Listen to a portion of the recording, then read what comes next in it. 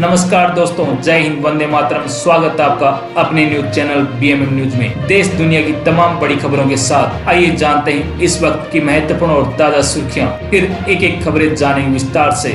तो बढ़ते हैं सुर्खियों की ओर। इसी बीच बड़ी खबर निकल कर आ चुकी है। इस डॉक्यूमेंट्स के बिना खाते में नहीं आएगी पीएम किसान निधि की 23वीं किस्त।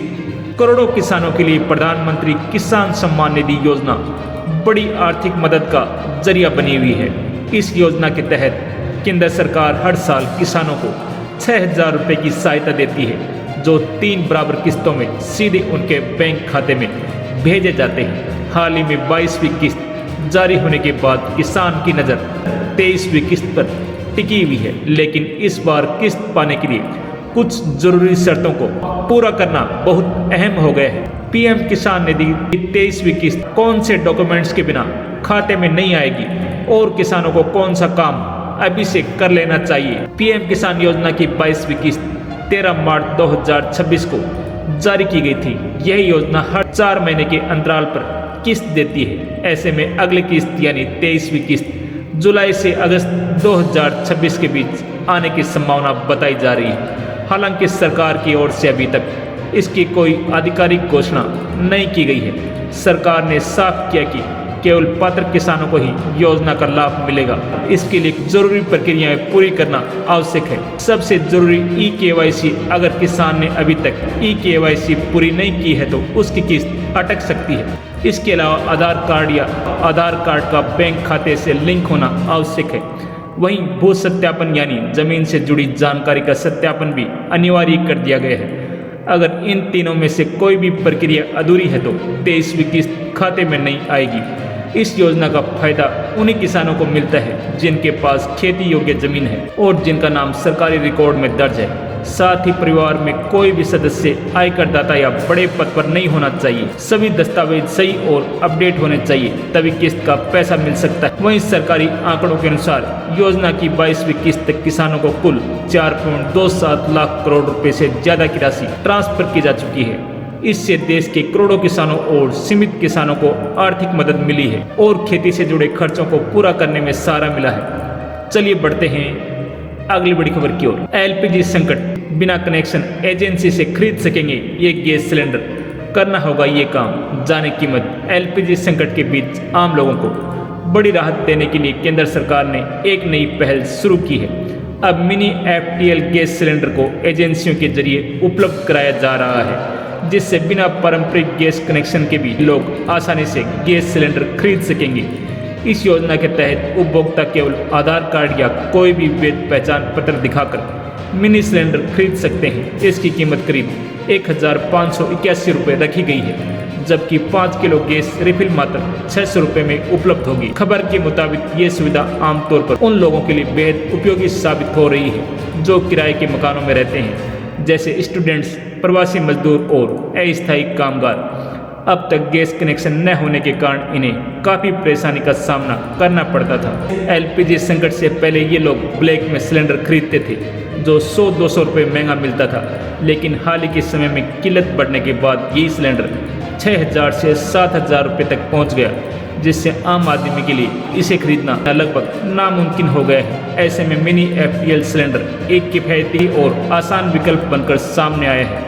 एक सिलेंडर करीब 15 से 20 दिनों तक चल सकता है, जिससे दैनिक जरूरतें आसानी से पूरी हो सकती हैं। सरकार की ये पहल खासकर उन लोगों के लिए बड़ी राहत मानी जा रही है जो गैस संकट के कारण सबसे ज़्यादा प्रभावित हुए हैं। देश भर में गैस सिलेंडर की उपलब्धता को लेकर लगातार शिकायतें मिल रही हैं। लोगों ने एजेंसी पर कालाबाजारी करने का भी आरोप लगाए हैं। इधर सरकार लगातार कह रही है कि देश में एलपीजी, सीएनजी, पेट्रोल, डीजल आदि की कोई कमी नहीं है।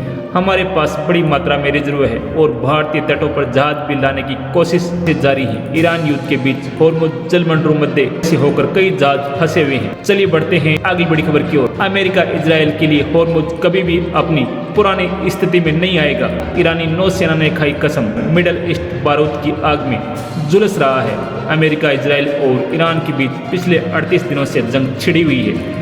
ईरानी नौसेना ने अमेरिका और इजराइल को साफ चेतावनी देते हुए कहा कि जंग के बाद से होर्मुज जलडमरू मध्य में अपरिवर्तनीय परिवर्तन हुए हैं। ये अपनी पूर्व स्थिति में अब कभी वापस नहीं आएगा।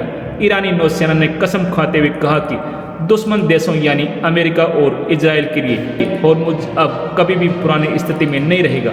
ये जानकारी ईरानी सरकारी प्रेस टीवी ने रविवार को दी। प्रेस टीवी के अनुसार ईरानी नौसेना ने कमान ने हाल ही के क्षेत्रीय घटनाक्रमों पर जोर दिया है।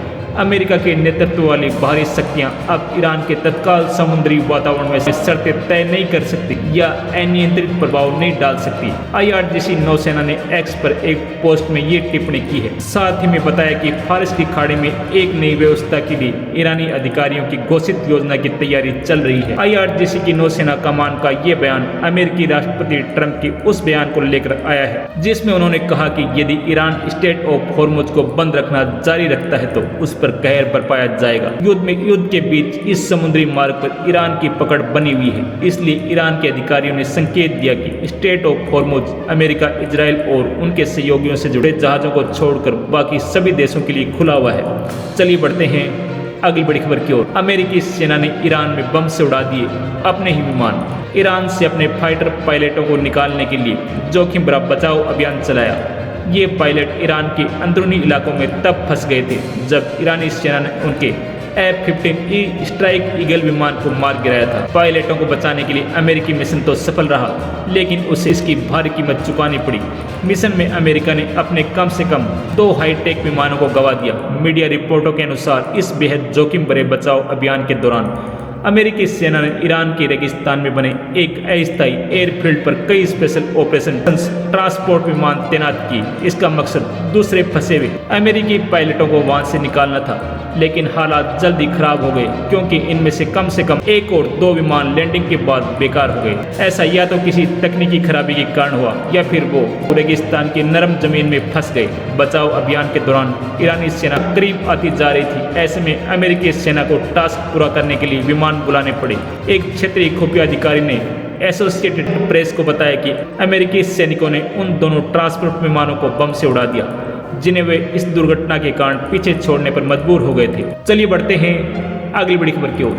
पूरे देश में मौसम ने अचानक करवट ली है। यूपी, बिहार, दिल्ली, राजस्थान, झारखंड, पंजाब समेत कई राज्यों में आंधी बारिश ने जमकर कहर बरपाया है। किसानों की खड़ी फसल को काफी नुकसान पहुंचा है। अनुमान लगाया जा रहा है कि आंधी बारिश का दौर थम जाएगा, लेकिन मौसम विभाग ने एक नया अलर्ट जारी किया। IMD के अनुसार इस सप्ताह उत्तर पश्चिम भारत में 2 पश्चिमी विक्षोभ एक साथ सक्रिय होंगे जिनका असर ज्यादा देखने को मिलेगा। इस दौरान 12 राज्यों में आंधी बारिश के साथ ओलावृष्टि का अलर्ट जारी किया गया है। दिल्ली NCR में पिछले कुछ दिनों से लगातार छिटपुट बारिश का दौर जारी है। मौसम विभाग ने संभावना जताई है कि राजधानी में आज भी आंशिक रूप से बादल छाए रहेंगे, जबकि आसमान में बादल छाए रहेंगे और हल्के से मध्यम स्तर की बारिश भी हो सकती है। इस दौरान 30 से 50 किलोमीटर प्रति घंटे रफ्तार से तेज हवा के झोंके लग सकते हैं। वहीं गरज चमक के साथ हल्की बारिश होने की संभावना बनी रहेगी।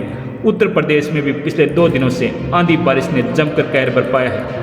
कानपुर के लखनऊ, उन्नाव समेत कई जिलों में ओलावृष्टि के कारण किसानों की फसलों को काफी नुकसान पहुंचा है। अब 2 पश्चिमी विक्षोभों के एक साथ सक्रिय होने के कारण मौसम विभाग ने संभावना जताई है कि उत्तर प्रदेश में अगले 3 दिनों तक आंधी बारिश के साथ ओलावृष्टि का दौर जारी रहेगा। IMD के अनुसार पश्चिमी यूपी में आंधी बारिश, पूरी यूपी में बारिश हो सकती है। इस दौरान 60 किलोमीटर प्रति घंटे रफ्तार से हवाएं चलेंगी। मौसम विभाग ने लखनऊ, बाराबंकी, सहारनपुर, मुजफ्फरनगर, अलीगढ़, बुलंदशहर, फिरोजाबाद, महोबा, झांसी, हमीरपुर, हरदोई और कानपुर समेत कई जिलों में सोमवार से बुधवार तक तेज बारिश और ओलावृष्टि की संभावना जताई गई है।